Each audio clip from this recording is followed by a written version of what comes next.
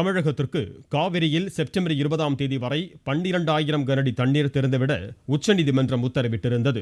திறந்துவிடும் நீரின் அளவை குறைத்து உத்தரவிடக் கோரி கர்நாடக அரசும் தமிழக ஒதுக்கீட்டிற்கான நீரை முழுமையாக திறந்துவிடக் கோரி தமிழக அரசும் மனு தாக்கல் செய்தன. இந்த கோரிக்கைகள் தொடர்பாக காவிரி மேற்பார்வை குழுவை அணுகுமாறு உச்சநீதிமன்றம் தெரிவித்தது. கடந்த 12ஆம் தேதி நடைபெற்ற காவிரி மேற்பார்வை குழு கூட்டம் முடிவு எதுவும் எட்டப்படாமல் நிறைவடைந்த நிலையில் திங்கட்கிழமை மீண்டும் கூடியது.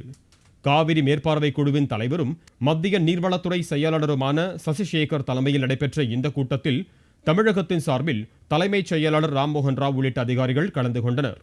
கர்நாடகா, கேரளா, புதுச்சேரி மாநில அதிகாரிகளும் கூட்டத்தில் கலந்து கொண்டனர். அப்போது செப்டம்பர் 20ஆம் தேதிக்கு பிறகு காவிரியில் தமிழகத்திற்கு திறந்துவிட வேண்டிய நீரின் அளவு குறித்து ஆலோசிக்கப்பட்டது. கூட்டத்தின் முடிவில் வரும் 21ஆம் தேதி முதல் 10 நாட்களுக்கு தமிழகத்திற்கு காவிரியில் வினாடிக்கு 3000 கனஅடி தண்ணீர் திறந்துவிடுமாறு கர்நாடக அரசுக்கு காவிரி மேற்பார்வை குழு உத்தரவிட்டது. One is 3000 cusecs per day from 21st till 30th of September. For permanent solution, online real-time basis for data collection, for which distinct protocol will be put in position. The Supreme Court order is to Karnataka to release 12,000 cusecs till 20th. So my order is from 21st till 30th. They did not agree. But they went, sir. They have to. So your order, they have. They have to. They have to. Otherwise, they can challenge the court of law.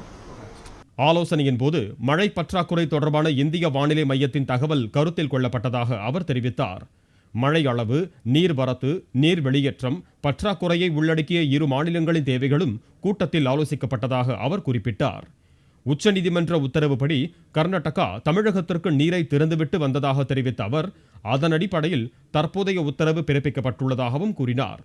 Kaveri மேற்பார்வை குழு தலைவர் என்ற முறையில் இரு மாநிலங்களின் தேவைகள், சிரமங்களை முழுமையாக கருத்தில் கொண்டு உத்தரவை பிறப்பித்திருப்பதாகவும் அவர் குறிப்பிட்டார்.